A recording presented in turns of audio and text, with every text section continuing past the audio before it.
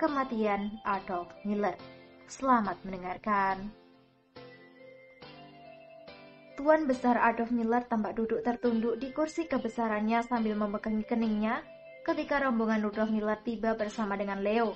Tampak lelaki setengah bayi itu sedikit terkejut melihat siapa yang datang, karena sejak tadi yang dia tunggu bukanlah kedatangan adiknya itu, melainkan keluarga Ragnar.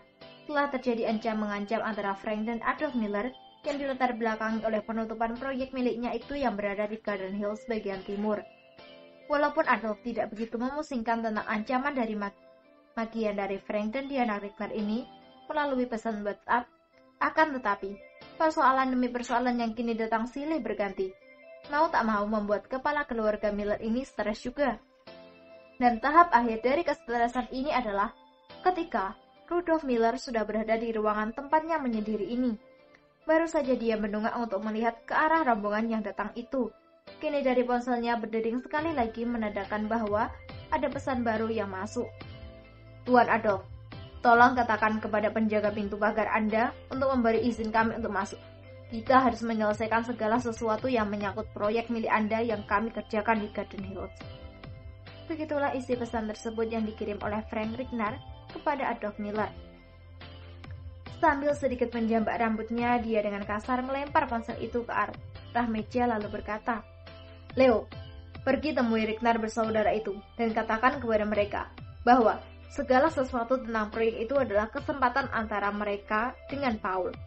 Tidak ada perjanjian yang tertulis antara aku dan keluarga Ragnar. Jika mereka ingin menuntut, silakan tuntut Tuan Paul itu. Jangan lupa sekalian kau panggil Honor kemari, kata Adolf sambil bersandar di kursinya layaknya seperti orang yang sedang frustasi. Baiklah Tuan Besar, kata Leo lalu bergegas berbalik menuju lift untuk turun ke lantai bawah. Tiba di lantai bawah, dia bertemu dengan Honor dan menyampaikan pesan dari Adolf, kemudian segera menuju pintu untuk keluar menemui Ragnar bersaudara itu. Halo Tuan Frank dan Anda, Miss Diana Ragnar. Untuk apa lagi Anda datang kemari? Semuanya sudah kacau balau, kata Leo tanpa membuka pintu pagar rumah tersebut. Leo, aku tidak ada urusan denganmu. Saat ini, aku perlu untuk bertemu dengan Tuan Adolf. Dia harus menjelaskan kepadaku tentang proyek itu. Selesaikan pembayarannya agar aku bisa menggaji para pekerja di proyek itu, bentak Frank Ragnar dengan gusar. Tuan Ragnar, justru aku kemari menemui kalian adalah atas perintah dari Tuan Adolf Miller, kata Leo menjawab perkataan kasar dari Frank Ragnar itu. Sialan, apakah dia sudah tidak memiliki nyali lagi untuk bertemu dengan kami? Tanya Diana. Sudah aku katakan kepada kalian bahwa keadaan saat ini sedang kacau balau. Dia, Adolf Miller, hanya berpesan kepadaku bahwa jika kau ingin menuntut tentang pembayaran dari yang kau kerjakan di proyek itu, maka kau bisa menuntut kepada Tuan Paul, karena yang melakukan kesepakatan kerjasama adalah kalian dan Tuan Paul, bukan dengan Tuan Adolf Miller. Kalian tidak bisa menuntutnya.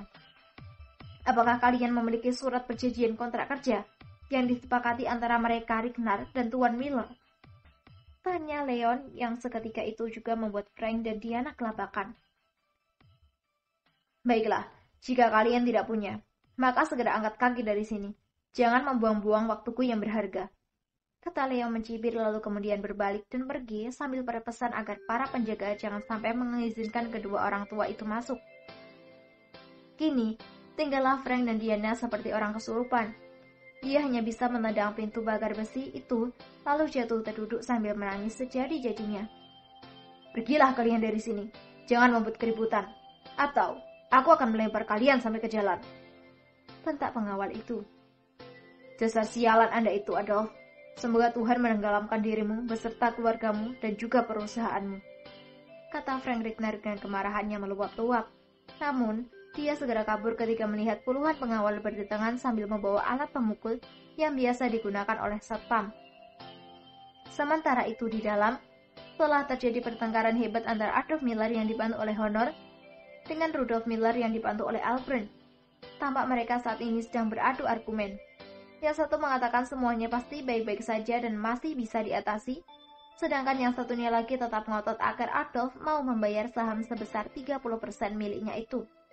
Ketika Leo tiba di ruangan itu, suasana sudah seperti pasar sayur saja. Dengan tenang Leo menyetel sesuatu di ponselnya, lalu memasukkan kembali ponsel itu ke dalam saku, kemudian melangkah dengan santai ke dalam ruangan itu. Kau percayalah denganku, Rudolf, bahwa semuanya akan baik-baik saja.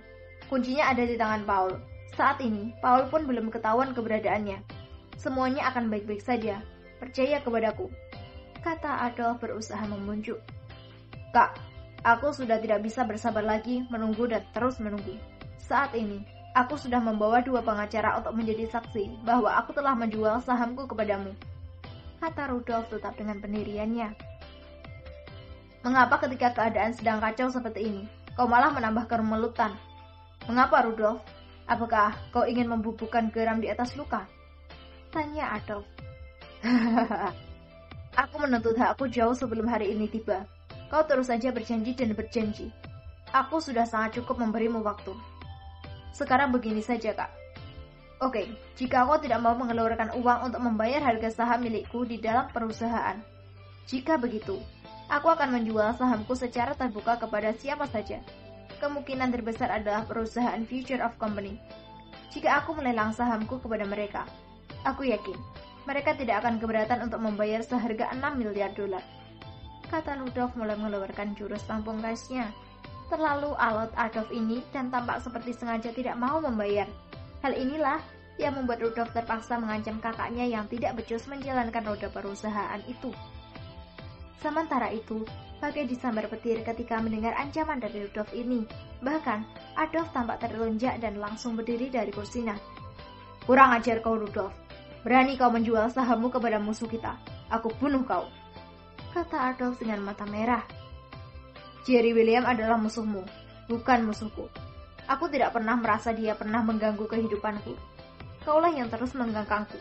Bahkan, aku sama sekali tidak mendapatkan faedah dari saham yang aku miliki. Kau terus membelot semua keuntungan. Tapi maaf, jika keuntungan apa yang kau dapatkan? Proyekmu yang berhasil hanya kasino judi itu saja. Sementara proyekmu di Garden Hills terancam gulung tikar, kata Rudolf sambil tersenyum penuh hinaan. Sekarang begini saja, Kak. Aku tidak ingin berdebat lagi. Bayar harga saham milikku itu. Lalu, aku akan angkat kaki dari sini. Terserah kau mau apakan perusahaan Art Holding Company yang dengan susah payah dirintis oleh kakek kita. Atau, aku akan membawa semua dokumen kepemilikan saham ini ke Mountain Lotus dan menjualnya kepada Jerry William. Sekarang, kau tentukan saja bagaimana baiknya. Baiklah, baik. Aku akan membayar harga sahammu itu. Apakah 2 miliar cukup? Tanya Adolf. 2 miliar? Kau bercanda, Kak. Saat ini nilai pasar perusahaan adalah 30 miliar. Dan kau ingin menghargai sahamku sebesar 30% hanya dengan 2 miliar. Apa kau waras? Aku ingin 4,5 miliar. Jika tidak, aku akan melelang sahamku ini kepada Jerry William, kata Rudolf sambil mengajak pengacara dan orang-orang yang bersama dengannya untuk meninggalkan rumah itu. Baiklah, baik. Aku mengalah. Wahai adikku sang pengkhianat, kau adalah aib baik ke keluarga Miller. Mulai saat ini, aku memutuskan hubunganku denganmu. Sekarang, mari kita selesaikan kesepakatan ini, dan kau bisa segera kembali ke Macau. Aku mati, jangan kau jenguk. Dan kau mati, tidak akan aku jenguk, kata Adolf sambil membuka laptopnya dan Rudolf pun mulai membentangkan kertas-kertas dokumen kepemilikan saham. Sambil disaksikan oleh orang-orang yang ada di ruangan itu, maka sahlah sudah Adolf Miller menjadi pemilik saham mayoritas di perusahaan Arrow Holding Company. Dan 4,5 miliar telah berhasil ditransfer. Tinggal besok Rudolf Miller menggelar konferensi pers bahwa dia sudah tidak lagi memiliki hubungan apapun dengan perusahaan Arrow Holding Company. Begitu semuanya selesai, tiba-tiba ponsel milik Leo berdering dan tampak dengan sigap Leo mengeluarkan ponselnya. Halo, kata Leo berpura-pura. Apa? Hah? Apakah itu benar? Ya Tuhanku, selesai sudah. Semuanya sudah selesai, kata Leo berpura-pura syok dengan ponsel itu terlepas dari genggaman tangannya dan jatuh di lantai.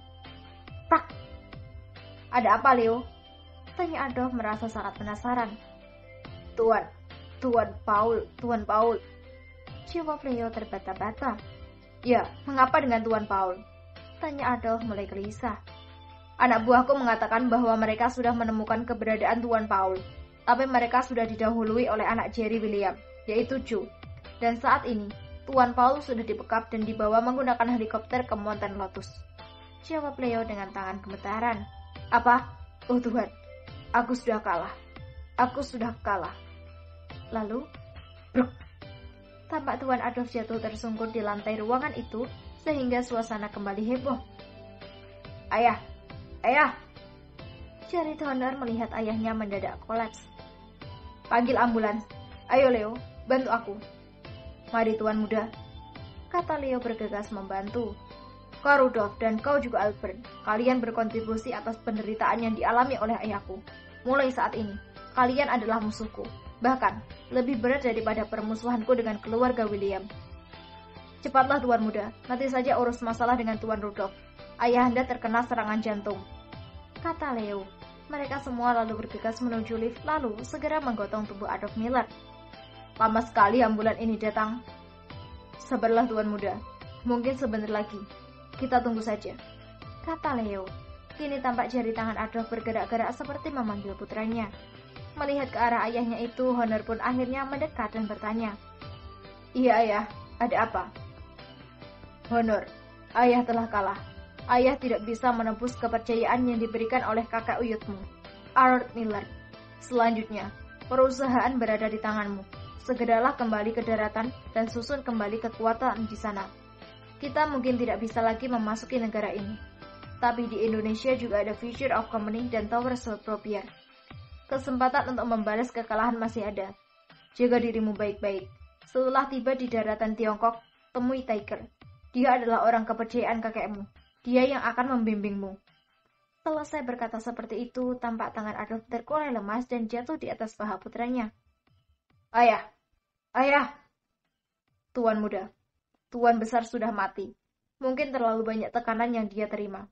Dan terlalu kaget sehingga membuat jantungnya gagal berfungsi.